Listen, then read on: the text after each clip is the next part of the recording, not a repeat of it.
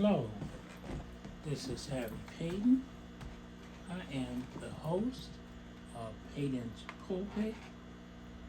This is Season 1, Episode 18. The subject, Gun Violence Awareness. Yes, gun violence awareness. Certainly, that's a subject that should be on most sane and rational people's mind. With the proliferation of gun violence, in particular, shooting of innocent people in mass. They call it mass shooting by some of the demented people that have did that. I never will mention their names because they're not worth the skin that God gave them, and I'm not mentioning their names. But the subject of gun violence awareness certainly is something that we should be, as a nation and as people, most who say they believe in God and higher being, Allah, all those good things, we should be concerned with. June has been designated as Gun Violence Awareness Month. The 117th Congress, in their first session, passed Resolution HRES, which stands for Resolution 437. Let me do it again. Res 437. And it says in part, expressing support for the designation of June 4th as National Gun Violence Awareness Day and June as Gun Violence Awareness Month. June 4th is the day that they just get out, do a lot all around the nation. Orange is the color. The reason I'm wearing my burnt orange shirt. I don't own an orange, just orange shirt, but burnt orange hopefully will signify that I'm in support of gun violence awareness. This resolution was passed in the House of Representatives May 25th, 2021. Gun violence is the leading cause of premature death in the U.S. Guns kill more than 38,000 people and cause nearly 85,000 injuries each year. The survey that I found says every day more than 100 Americans are shot and killed in the United States every single day. Gun violence, this is very important to my community. Gun violence is the leading cause of death for African American young men between the ages of 15 to 24 in the United States. That's a community problem. We cannot depend on others to take care of that problem. I will do a separate podcast on what we need to do. Basically, get in the streets, talk to our young men, mentor our young men, have programs. We need to do more. None of the politicians are doing enough. None of them. Because sometimes they say, well, look, we only had, well, you still had that. So that family, that death is too much. But I'll get off that soapbox. But I believe in talking to young men on the street, letting them know that we care about them, letting them know that they're doing the job that racists used to do, killing off black men. They're doing it. We're doing it. Back to the subject. In the United States, there have been 288 school shootings. Now, we're number one in that out of all countries. So the United States, bigger. You like to be number one. Well, United States, you're number one in school shootings. Not something that I would be proud of. But then let's get on to number two. Number two Mexico. Oh, the orange guy, talked about Mexicans and Mexico and all that stuff. Well, they've only had 8 school shootings. The next, South Africa, India, and remember Afghanistan, that place where they showed on TV and said the ruthless killers over there in Afghanistan, where we were for years and years, and many of our youth died there fighting to keep them from killing each other. Well, they had the great number of 3 school shootings. This is something that is amazing. We, as a country, should be ashamed of ourselves. I'm certainly ashamed of it. There have been none, zero, zilch.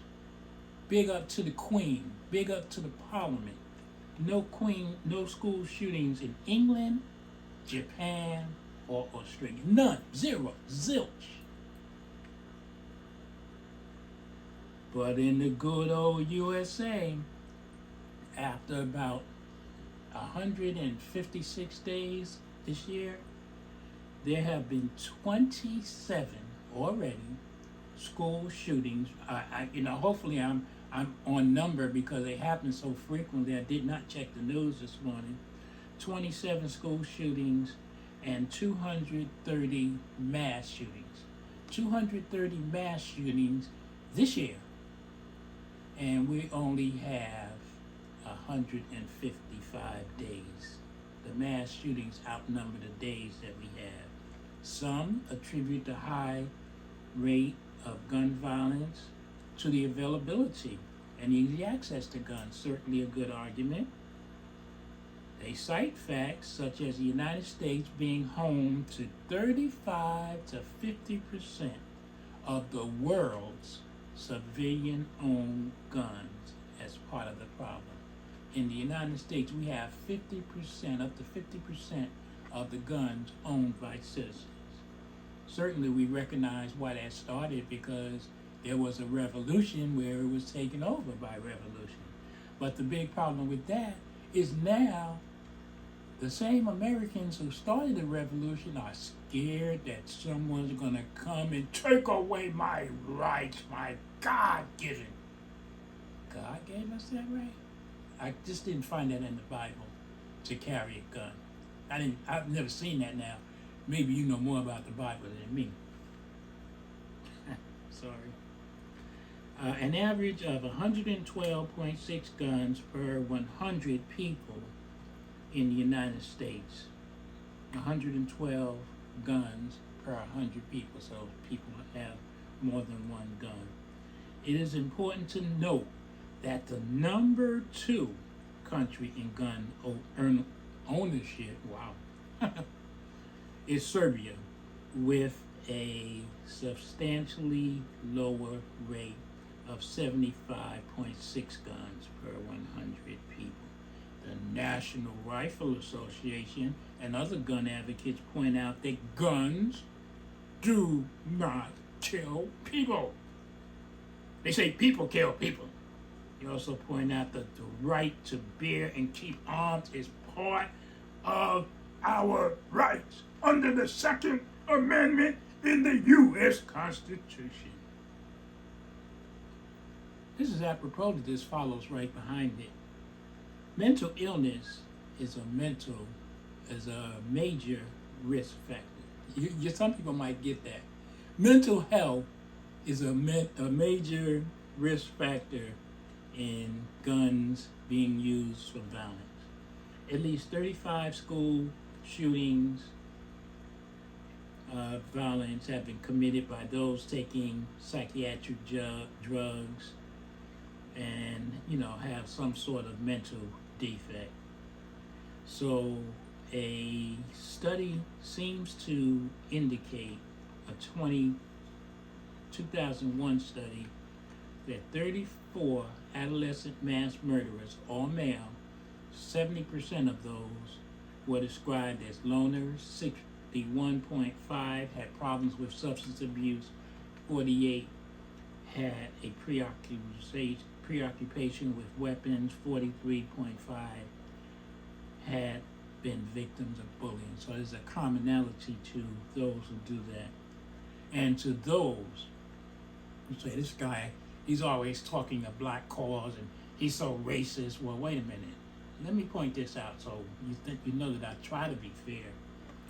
To those who think that these murders are all white, you're wrong. Statistics bear out that there are non-whites who commit these heinous acts also. Let me give you an example. Black on black crime in urban America. Not something we from and in urban America should be proud of. Separate subject, I wrote articles and I've also put it in my book. I have a solution, but little old Harry, who won't listen to me? We must all do our parts by advocating to our elected officials, those who come and knock on the door when you know at dinner time mostly. Boom, boom, boom, boom, boom. Hi, can you re-elect me? I've kept the streets clean. I've gotten violence down below last year. I'm a good person. Elect me. To those persons, advocate to them that they have to do more, particularly those urban officials who have the task. They have to go and be up in the faces of those Republicans who say, never will I take. Be up in their face. Have protests. Organize some of your people. Have thousands and thousands of your people. There should be a collaboration of mayors. Just like the Million Man March went to Washington, there should be a million urban person march. That's when the politicians are doing a good job. Making violence less this year than last year, it's okay. But that's not enough. It's just not enough. We have to do more. Too many of our youth are dying. If you don't do anything else, please, please, please, talk to a young person. We all have nieces, nephews. We all have neighbors' kids that we know. Talk to them. Not just when they're hardened and, all tough and tougher than nails. Talk to them while they're small. Mentor them. Tell them your ins and outs. I always tell people I was born in Harlem, raised in Newark. But I escaped that environment because of education, my mentors, my coaches, and those who gave me the values to get out of that situation. And I'm proud of it. I have been around the world. I'm proud of it. Born in Harlem, raised in Newark. If I can do it, you can do it. That's why the youngsters call me OG, and I've never had a problem with a young person. Tough as they are, I'll stop on the porch. I'll tell them to stop smoking their reefer, but I do it in a respectful manner. Okay, OG, we need to do more. To God be the glory. Gun violence must be eliminated.